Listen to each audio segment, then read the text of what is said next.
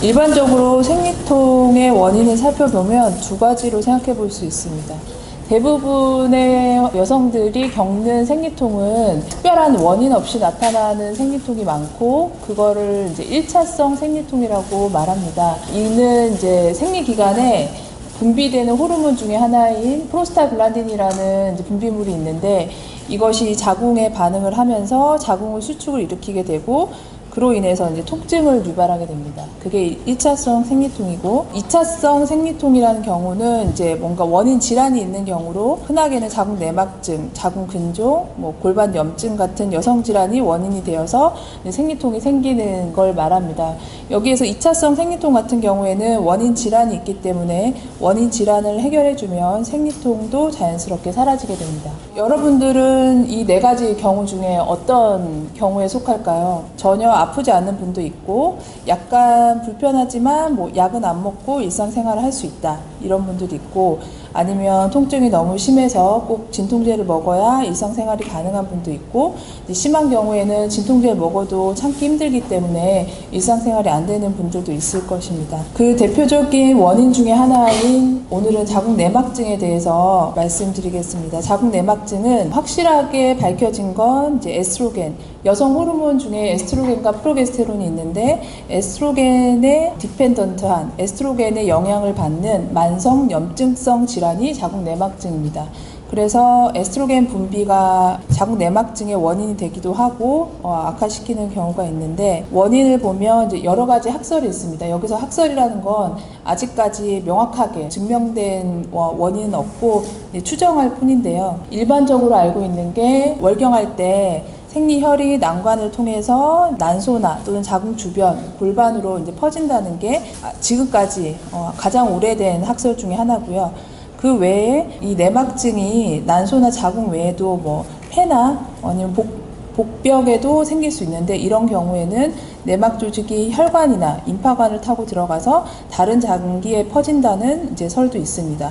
또는 출산이나 아니면 자궁 수술할 때 생긴 상처 부위에 자궁 내막 조직이 이식이 되면서 내막증이 생긴다라고 말하는 분도 있고, 아니면 자궁 내막이 직접 자궁 근육층에 침입해서 내막증을 형성한다, 이제 이렇게 보는 가설도 있습니다. 보시면은 자궁 내막증은 아까 에스트로겐 디펜던트하다, 에스트로겐의 영향을 받는다고 말씀드렸는데, 그래서 월경 횟수와 밀접한 관계가 있습니다. 월경을 반복하면 할수록 내막증은 진행을 하게 되고, 월경 횟수가 많은 여성일수록 그렇지 않은 여성에 비해서 내막증에 걸릴 확률이 높아지고요. 출산 경험이 없는 여성이 당연히 월경 횟수가 많기 때문에 내막증이 생길 확률이 높습니다. 그리고 초경이 빠른 경우, 폐경이 늦은 경우, 수유를 한 경험이 없는 경우에 자궁 내막증이 더 발생할 수 있고, 최근에는 이제 임신 연령이 높아지고 출산율이 낮아지면서 내막증이 꾸준히 증가하고 있는 상태입니다. 또 하나 더 요즘에 이제 떠오르고 있는 게, 비만과의 관련성에 대해서 내막증을 연구하고 있는데, 여러분들이 보시기에는 비만한 분들이 내막증이 잘 생길까요? 아니면 마른 분들이 내막증이 잘 생길까요?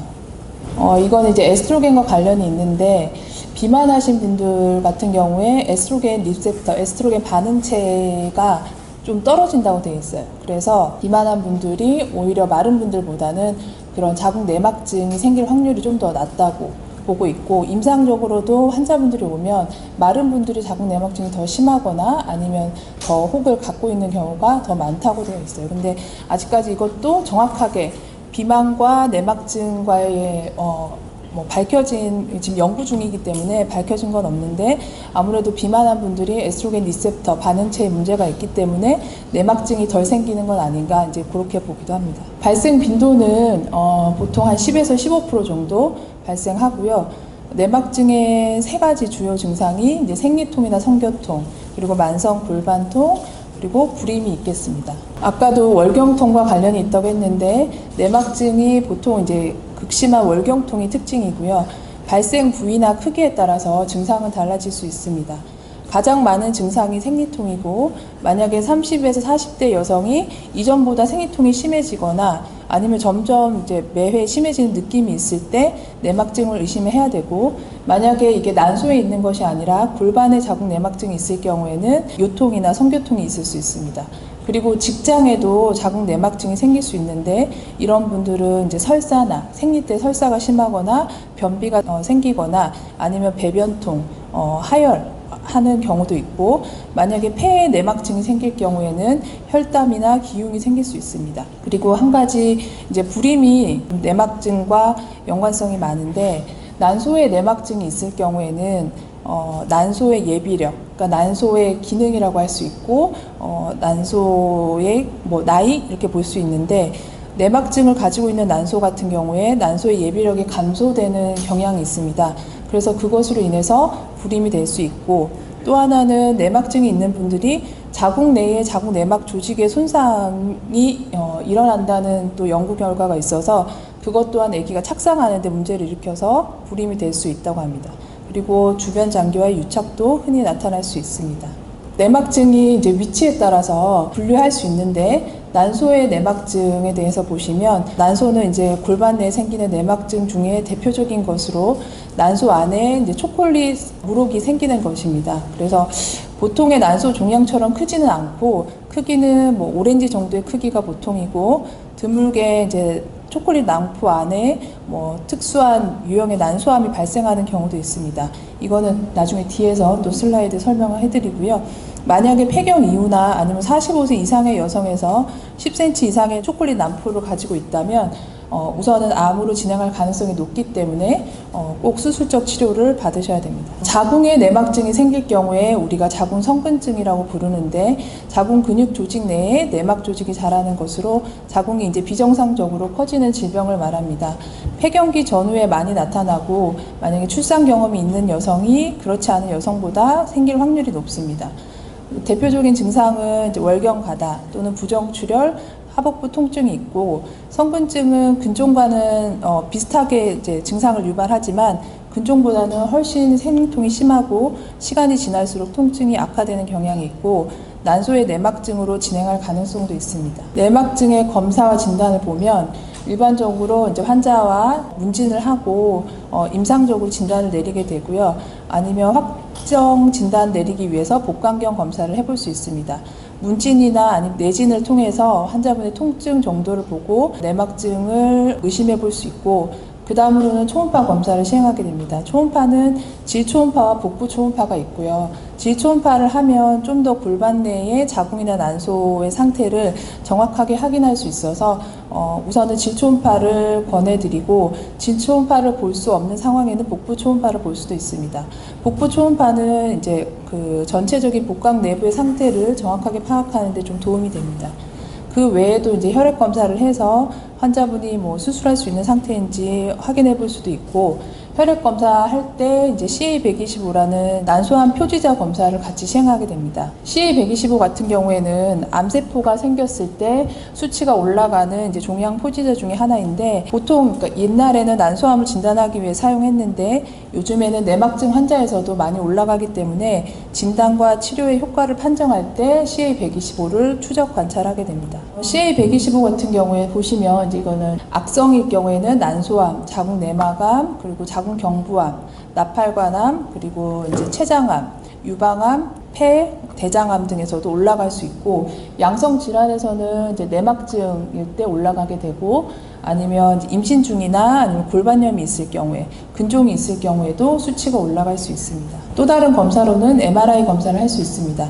MRI 검사를 하면 근종이나 성근증, 그 다음에 초콜릿성 자궁 내막, 난소의 내막증이나 난소 낭종, 난소암 등을 보다 자세히 구별할 수 있기 때문에 진단에 도움이 되고 확정 진단을 위해서는 이제 복강경으로 복부에 구멍을 내고 직접적으로 내시경으로 복강 내부를 관찰하는 검사법도 시행해 볼 수 있습니다. 잘 안 보이시겠지만 이게 이제 내막증을 임상적으로 분류를 하는데 보통 스테이지 1부터 4까지 나누게 되고 난소에 혹이 있을 경우에 보통은 이제 3cm 이상 정도 돼야지 진단이 나가게 되고 3cm 이상이면 20점 점수를 줄 수 있습니다. 그리고 유착 정도도 보통은 3분의 2 이상이 붙어 있기 때문에 그러면 16점이 되고 기본적으로 한 30에서 40점은 나오게 되면서 환자분이 처음 진단할 때 대부분은 이제 스테이지 3 정도 된다고 보시면 되고 아주 심한 경우에 이제 스테이지 4까지 가게 됩니다. 치료 같은 경우에는 이제 자각 증상이 가볍거나 아니면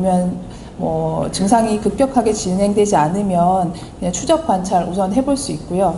아니면은 내막증이 에스트로겐으로 인한 만성염증이기 때문에 에스트로겐 영향을 받으며 심해지므로 에스트로겐 영향을 줄이기 위해서 폐경처럼 만드는 위폐경요법이나 아니면 임신 상태에서는 생리를 안 하기 때문에 임신처럼 만드는 위임신요법을 해서 월경을 멈춰줄 수 있습니다. 이러한 약물 치료의 대상은 일시적으로 이제 증상을 개선하기 위해서 아니면은 수술하기에는 이제 병소가 그러니까 크기가 너무 작을 때 크기가 커서 수술하기 전에 크기를 작게 만들기 위해서 또는 수술 후에 치료 효과를 높이기 위해서 호르몬 치료를 하고 심한 경우에는 이제 해외에서는 이제 자궁을 적출하기도 하는데 아니면 자궁을 보존하기 위해서 호르몬 요법을 하기도 합니다. 그리고 폐경이 가까운 경우에 폐경 전에 이제 임시 방편으로 호르몬 치료를 할 수 있습니다. 에스트로겐 분비를 억제하는 이제 폐경처럼 만드는 거는 에스트로겐 분비를 억제해서 인위적으로 폐경 상태를 만들어주는 것이고 우리가 흔히 이제 디페렐린이나 주사 사용하는 생리 억제 주사 그것들을 지금 쓰고 있는데 이제 그게 에스트로겐을 억제하는 효과가 있고요. 배란과 월경을 멈춰주는 이제 임신 반응처럼 만드는 치료제가 있습니다. 임신 중에는 이제 생리를 안 하기 때문에 호르몬제를 사용해서 임신과 유사한 상태를 만들어서 내막증을 치료하는 방법이고 프로게스테론 제제로 된 약을 쓰거나 아니면 에스트로겐과 프로게스테론이 합쳐져 있는 피임약 계통의 호르몬을 쓰거나 이렇게 사용할 수 있습니다. 부작용으로는 이 호르몬을 쓸 경우 이제 임신 반응이라고 했는데 비슷하게 구토나 아니면은 체중 증가 또는 부종, 하복부 통증, 혈전 형성 이런 부작용이 있을 수도 있습니다. 수술적인 치료는 이제 수술을 하면 통증을 없애고 수술 후에 임신에도 상당한 효과가 있기 때문에 수술적 치료를 할 수 있습니다. 만약에 병이 진행되어서 너무 증상이 심한 경우 호르몬 효과를 했는데 치료를 했는데 효과가 나타나지 않는 경우 아니면 재발을 반복하는 경우 불임 치료가 같이 필요한 경우 다른 질환으로 인해서 약을 드실 수 없는 경우에 수술적 치료를 할 수 있습니다. 수술 케이스를 보시면 27세 미혼이시고 갈수록 생리통이 이제 점점 심해져서 오셨습니다. 생리 6일 전부터, 그러니까 생리 시작하기 전부터 통증이 시작되고 생리하면 이틀째까지 심하다고 하시고 초음파에서 이제 난소의 내막증이 의심이 돼서 MRI 검사를 했습니다. MRI 검사 보시면 오른쪽에 약간 이제 지저분한 물혹이 보이죠. 이게 이제 초콜릿 난포 모양을 형성하고 있는 오른쪽 난소 낭종이고 수술로 들어갔을 때 이쪽이 오른쪽인데 표면에 보시면 이제 갈색으로 묻어 있는 게 있습니다. 그러니까 이분은 생리혈이 계속 골반에 고여 있는 상태고요. 난소 낭종이 좀 붙어 있어서 유착을 떼기 위해서 들었는데 지금 보이시는 게 이제 초콜릿색의 이제 물이 흐르고 있는 거죠. 그리고 난소를 들어 올렸을 때 골반 뒤쪽으로 보이시면 여기 보시면 이제 원래는 이렇게 유착이 있지 않고 난소가 이제 떨어져 있어야 되는데 이제 붙어 있는 걸 확인할 수 있고요. 유착된 부분을 떼려고 봤는데 그 안에서 역시 초콜릿색의 이런 분비물이 나오고 있습니다. 이게 전형적인 난소 낭종의 모양이고 수술은 난소 낭종을 이렇게 분리가 돼요. 그래서 안쪽에 형성되어 있는 물혹을 이렇게 깨끗하게 벗겨내는 난소 낭종 절제술을 시행하게 됩니다. 그래서 환자분은 이제 수술하고 나서 아까 말씀드린 것처럼 폐경요법 한 2회에서 3회 정도, 한 3개월 정도 생리를 안 하게끔 하고 그 이후에 프로게스테론 약물을 한 2년 정도 복용할 계획입니다. 다음 케이스는 이제 51세시고요. 폐경이 이제 되려고 하는 폐경 이행기였고 1년 전부터 생량이 많고 통증이 이제 심해지십니다. 그래서 1년 전에는 근종이 있고 1년 전에 난소 혹이 있다고 진단을 받으셨다고 하고 증상이 점점 심해져서 3개월 전부터는 통증이 심해져서 오셨고요. MRI 촬영했을 때 자궁벽이 지저분하게 이제 두꺼워져 있는 부분이 있는데 이제 그거는 성근증으로 진단이 나가고 그 옆에 이제 왼쪽 난소에 낭종이 확인되는데 아래쪽에 보면 좀 그 색깔이 좀 더 회색깔을 띠고 있는데 이게 초콜릿 난포로 의심이 되는 부분입니다. 이분은 들어갔을 때 아예 난소가 확인이 안 되죠. 이쪽이 이제 장인데 장이 자궁에 뒤에 다 붙어 있는 경우고 이런 경우는 이제 스테이지 4 아주 심한 내막증이라고 볼 수 있습니다. 그래서 유착되어 있는 부분을 제거하니까 역시나 초콜릿색 분비물이 나오고 그리고 유착을 제거하고 이제 난소 낭종을 제거한 모양입니다. 환자분은 이제 성근증이 같이 있으셨고 거의 폐경이 다 됐기 때문에 약물 치료는 추가로 하지 않았고 그냥 미레나만 삽입을 했습니다. 성근증 때문에 생리통이 남아있을 수 있기 때문에 미네랄 삽입하고 이후 한 1년 정도 있다가 폐경이 되셔서 미네랄을 제거했습니다. 25세 미혼이시고 골반이 이제 조이는 듯한 느낌이 있고 압박감이 있다고 오셨습니다. 생리 기간이 길고 생리 중에는 생리통도 심하고 구토 증상도 있고 초음파에서는 뭔가 악성이 의심된다고 해서 MRI 검사를 시행했습니다. MRI 검사에서 보시면 자궁이 앞쪽에 있고 자궁 뒤쪽으로 약간 이렇게 아령 모양으로 이렇게 혹이 보이는데 이건 이제 근종입니다. 근종 안에 특이하게 혈이 좀 차 있는 모양이고 주변에 보시면 하얀 거는 물인데 뭔가 어떤 원인에서인지 모르겠지만 복수가 좀 차 있는 상태이고 주변에 이제 물혹 같은 게 좀 골반에 난소와는 별개로 물혹이 보이는 분이셨습니다. 수술을 들어갔고 이분도 마찬가지로 장이랑 자궁이랑 다 붙어 있는 상태고 그 유착된 주변으로 인해서 이렇게 물혹이 생긴 경우였습니다. 그래서 물혹이 보이고 장이 다 붙어 있는데 우선 장 유착을 떼는 과정에서 보이시는지 모르겠지만 오른쪽 난소 끝에 이렇게 갈색깔 점이 보입니다. 검은 색깔. 이게 이제 표면에 있는 자궁 내막증인 거죠. 이분은 안에 들어가 있는 깊이 박혀 있는 내막종, 그러니까 물혹은 없지만 표면에는 이렇게 내막증이 있으셨고 유착을 떼고 이제 여기 보이는 하얀 부분이 이제 근종인데 근종을 이제 들어 올린 거죠. 근종을 올리고 이제 제거를 했습니다. 떼내고 나서 보니까 골반 뒤쪽에도 이렇게 갈색, 검은색의 이제 이런 점들이 박혀 있는데 이런 것들이 이제 골반의 자궁 내막증인 거죠. 그러니까 골반의 자궁 내막증이 있으면서 자궁의 근종도 같이 있었고 그러면서 유착이 심했던 분이십니다. 그래서 이렇게 해서 수술은 이제 마무리했는데 조직 검사에서 보니까 자궁 근종도 나왔고 그 근종 안에 있던 그 피가 보여 있었지 않습니까? MRI에서. 근데 이제 그게 이제 괴사돼서 그럴 수도 있는데 일부는 성근증이라고 진단이 나왔습니다. 결국은 성근증과 골반의 내막증을 같이 갖고 계신 분이죠. 그래서 환자분은 우선은 내막증이라는 난소의 내막증 진단은 나오진 않았지만 골반의 내막증을 이제 복강경으로 진단했기 때문에 그리고 성근증도 있으셔서 호르몬 폐경요법을 2-3개월 하고 프로게스테론을 6개월 정도 해서 다시 골반의 내막증이 재발하지 않게끔 치료를 지금 하고 계십니다. 마지막으로 제가 이제 종양 쪽이다 보니 이제 그쪽에 좀 관심이 있어서 또 말씀드리면 자궁 내막증이 양성 질환이긴 하지만 자궁 내막증이 있는 분들이 암이 발생할 확률이 높다는 여러 발표가 있습니다. 그래서 보시면은 45,000명 대상으로 연구를 했는데 난소에 내막증이 있는 분들이 난소암의 발생률이 좀 더 높아졌고 그리고 자궁의 내막암도 좀 더 위험성이 높게 연관성이 있다고 나왔습니다. 그리고 여기 또 하나 특이한 건 50세 이상에서 처음 자궁 내막증이 진단된 분들에 있어서는 유방암의 리스크도 높아진다고 되어 있었습니다.